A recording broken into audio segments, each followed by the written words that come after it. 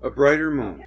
Many traditions persist that at some time in the past the moon was much brighter than it is now, and larger in appearance than the sun. In many rabbinical sources it is stated that the sun and the moon were equally bright at first. The same statement was made to D. Sahagan by the Aborigines of the New World. The sun and the moon had equal light in the past. At the other end of the world, the Japanese asserted the same. The Nihongi Chronicle says that in the past, the radiance of the moon was next to that of the sun in splendor. Traditions of many peoples maintain that the moon lost a large part of its light and became much dimmer than it had been in earlier ages. In order that the sun and the moon should give off comparable light, the moon must have had an atmosphere with a huge albedo, refracting power, or it must have been much closer to the earth. In the latter case, the moon would have appeared larger than the sun. In fact, the Babylonian astronomers computed the visible diameter of the sun as only 2/3 of the visible diameter of the moon, which makes a relation of 4 to 9 for the illuminating surfaces. This measure surprised modern scholars, who are aware of the exactness of the measurements made by the Babylonian astronomers, and who reason that during the eclipse one can easily observe the approximate quality of the visible disks. And there's your references.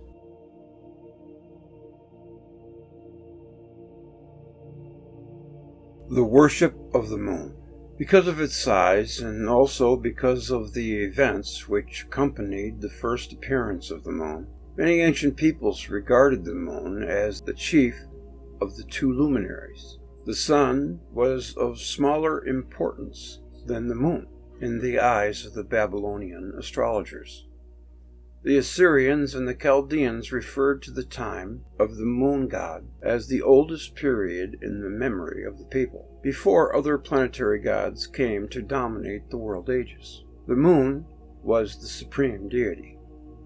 Such references are found in the inscriptions of Sargon II, circa -720, and Nabonidus, circa -550. The Babylonian Sin, the moon, was a very ancient deity. Mount Sinai owes its name to Sin.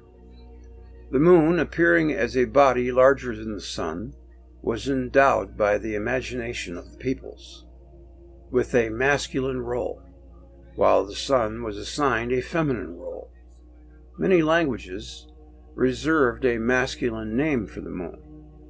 It was probably when the moon was removed to a greater distance from the earth and became smaller to observers on the earth that another name, usually feminine, came to designate the moon in most languages. See Bazold in Baal. In Babylonian cosmology, the moon god Sin, Nana, was considered to be the father of the sun god Shamash, Utu, and was commonly addressed as Father Sin. S. Langdon, Sumerian and Babylonian Psalms, 1909. F. Cumont noted the prominence of Sin in the earliest historical period in Babylonia and found it remarkable that at first the primacy was assigned to the moon, astrology and religion among the Greeks and Romans. The late Assyrio-Babylonian cult of the moon, according to Dabistan, a Persian work of early Islamic times, the Kabath of Mecca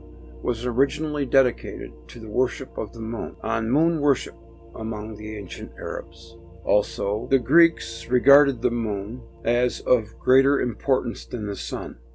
The sun's subordination to the moon is a remarkable feature of early Greek myth. Helios was not even an Olympian, but a mere Titan's son. C.R. Markham describes sacrifices to the moon by the natives of Peru in the 16th century. Also, the Indians of Vancouver Island assigned greater importance to the moon than the sun, as did several tribes in Brazil.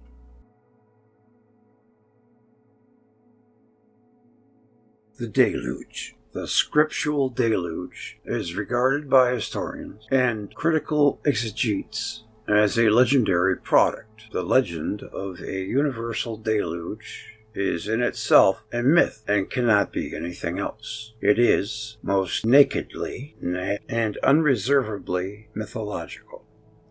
The tradition of a universal deluge is told by all ancient civilizations, and also by races that never reached the ability to express themselves in written symbols of a language.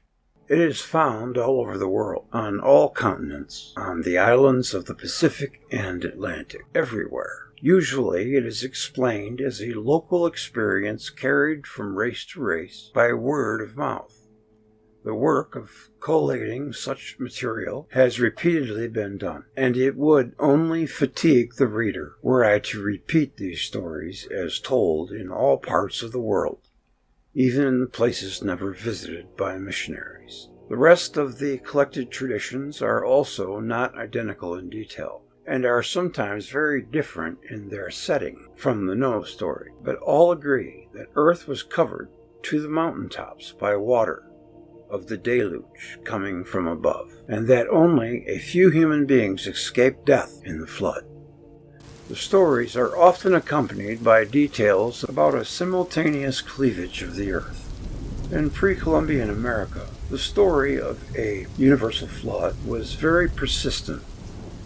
The First World Age was called Antinacea, or the age that was brought to its end by a universal deluge. This is written and illustrated in the ancient codices of the Mexicans and was narrated to the Spaniards who came to the new continent. The natives of Australia, Polynesia, and Tanzania, discovered in the 17th century, related almost identical traditions. Clay tablets with inscriptions concerning the early ages of the deluge were found in Mesopotamia. Their similarity to the biblical account and the story of the Chaldean priest Berosus, who lived in the Hellenistic age, caused a great sensation at the end of the last century and the beginning of the current one. On this sensational discovery was based the sensational pamphlet Babel und Bible by Frederick Deluge, 1902, who tried to show in that the Hebrews had simply borrowed this story, along with many others, from the Babylonian store of legends. But if here and there the story of the flood could be said to have been borrowed by the scriptural writer from the Babylonians, and by some natives from the missionaries, in other cases no such explanation could be offered. The indigenous character of the stories in many regions of the world makes the borrowing theory seem very fragile. Geologists see vestiges of diluvial rains all over the world. Folklorists hear the story of a universal flood wherever folklore is collected. Historians read of a universal flood in American manuscripts, in Babylonian clay tablets, and in the annals of practically all cultured peoples. But the climatologists make it very clear that even should the entire water content of the atmosphere pour down as rain, the resulting flood could not have covered even the lowland slopes, far less the peaks of the mountains, as all accounts insist that this deluge did.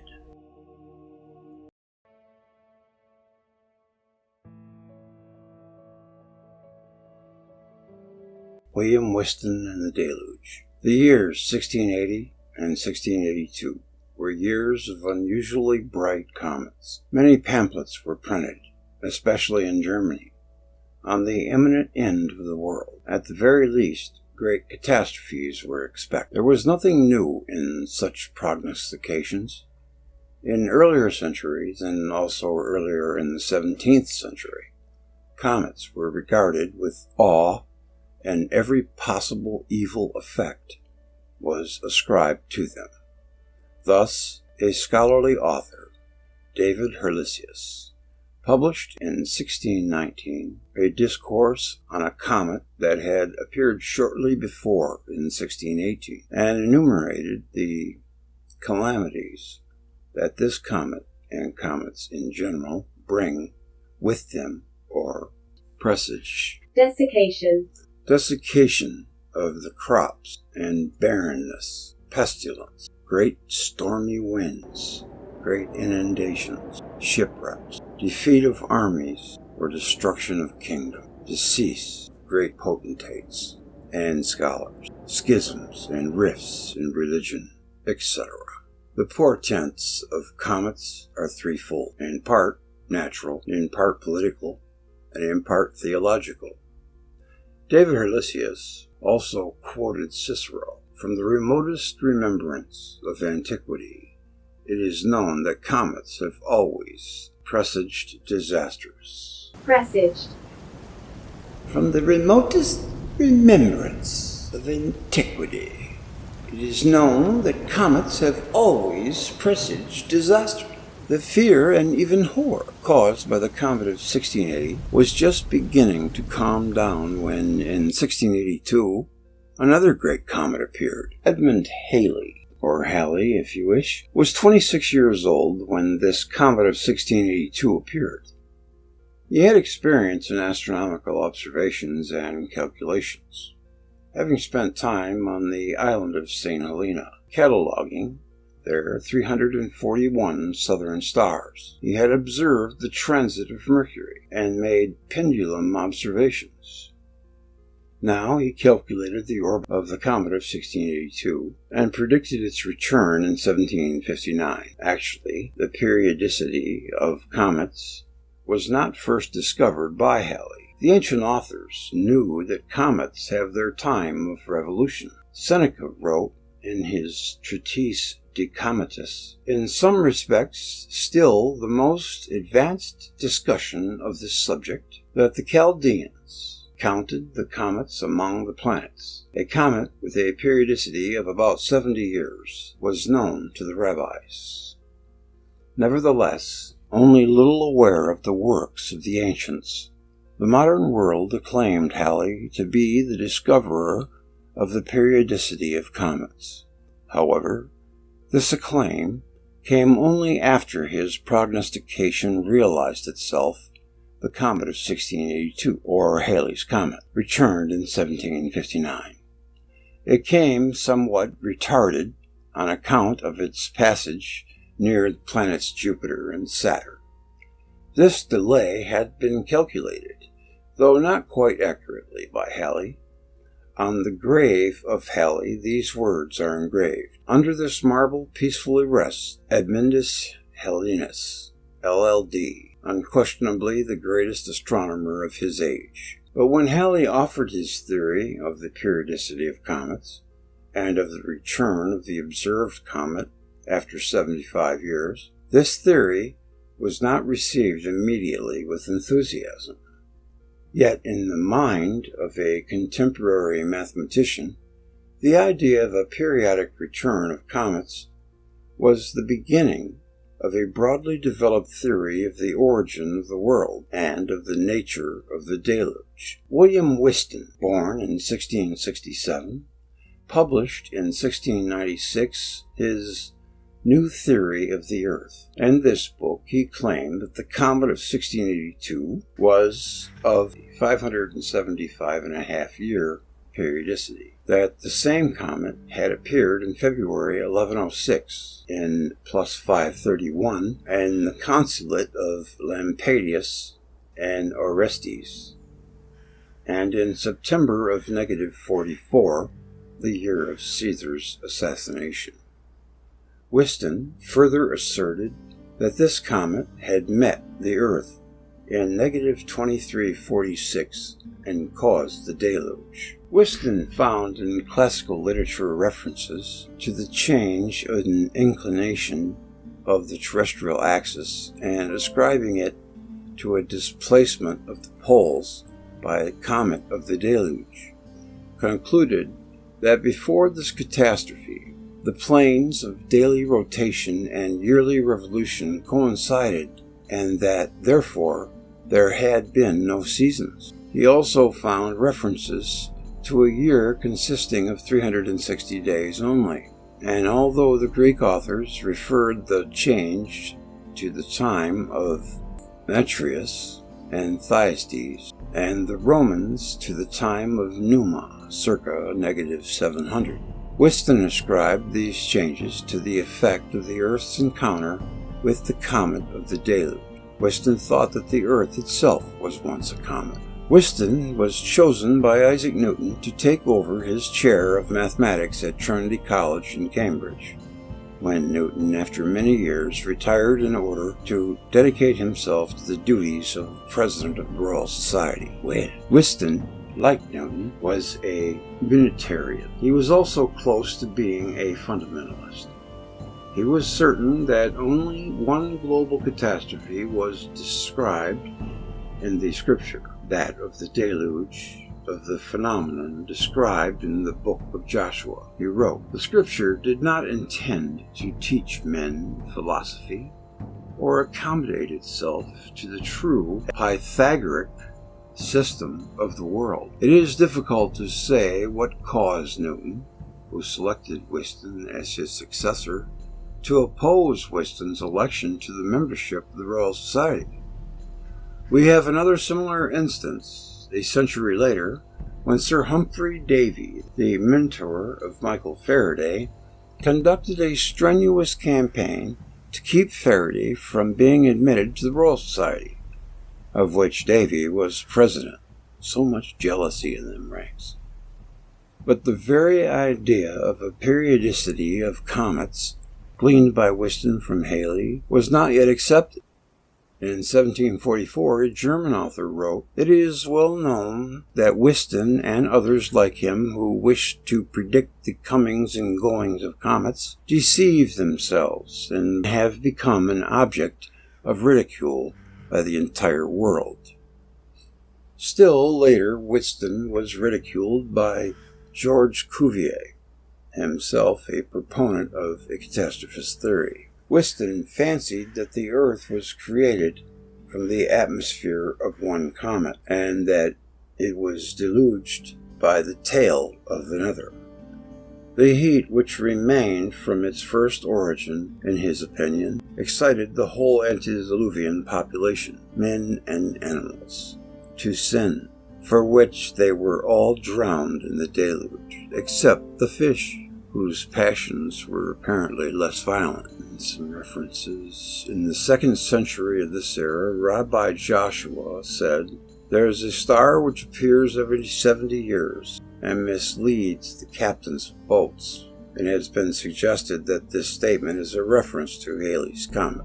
The 575.5-year periodicity of the comet of 1682 and its previous returns, beginning in -44, were first proposed by Halley and accepted by Newton. Cicero, De Natura Deorum, said the Pythagoreans believe that great comets appear at great intervals of time. The same was also ascribed to Hippocrates. The case of the deluge demonstrated being an appendix to the 2nd edition of the new theory of the Earth. Whiston changed the date calculated by the earlier cometographers so as to have a multiple of 575.5 years. David Rockenbach, Calvivius, had fixed the date at -2292 and Heliceus at 2312.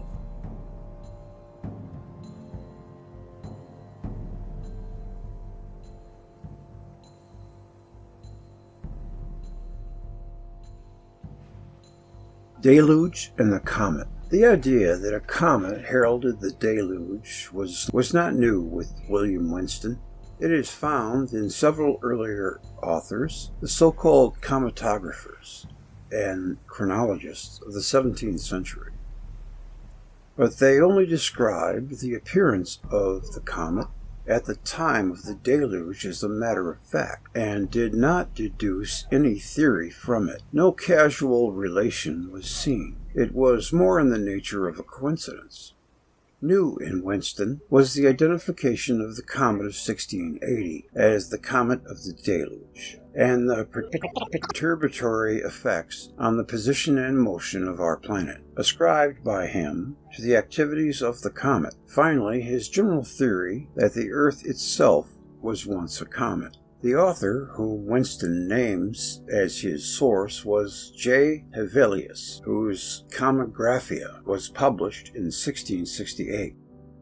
Apparently, Whiston did not go further back to the sources of Hevelius, to Abraham Rockenbach, thus Seth Calvisius, Hernicus, Exterminus, Christopher Helvicus, 1581 to 1617. Abraham Rockenbach was a scholar of the late Renaissance, a man of broad interests, already evident from the fact that he occupied both the chair of Greek and of mathematics at the University of Frankfurt, and later taught law and became dean of Philosophical College at that university in 1602. He published a short treatise in Latinicus, and in it he had the following entry concerning the deluge. It's a wonder he doesn't speak Latin, the whole thing.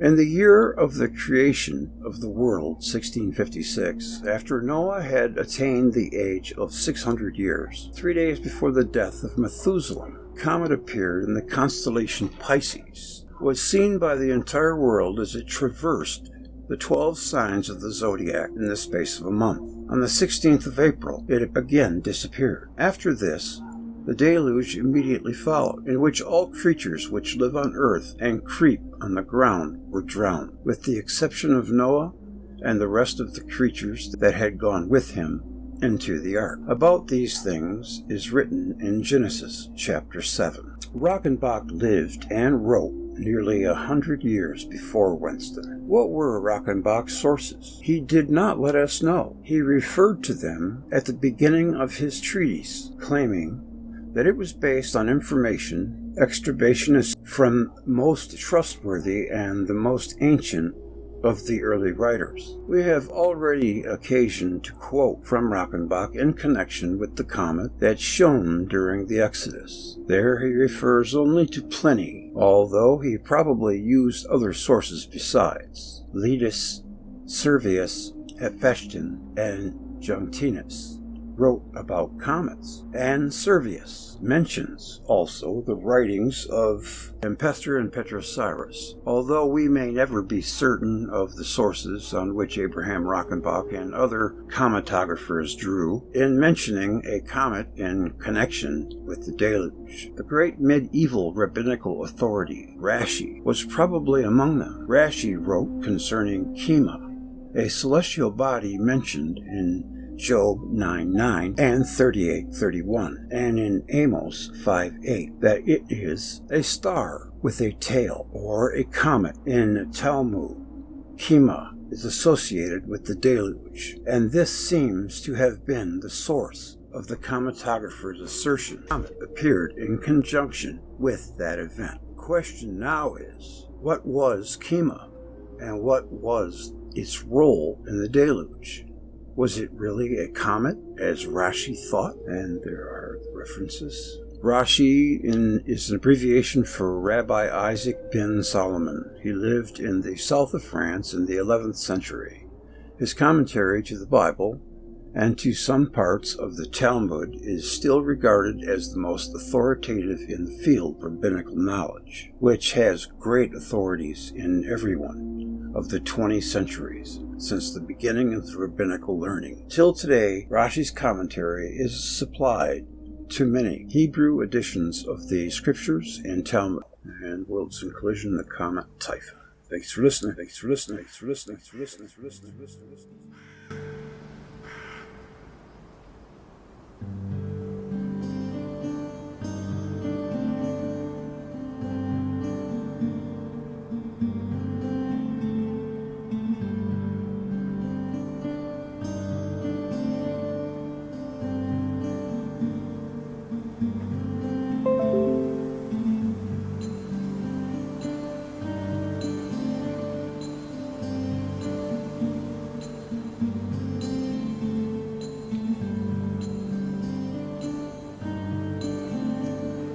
I got a fever, and the only prescription is more Velikovsky.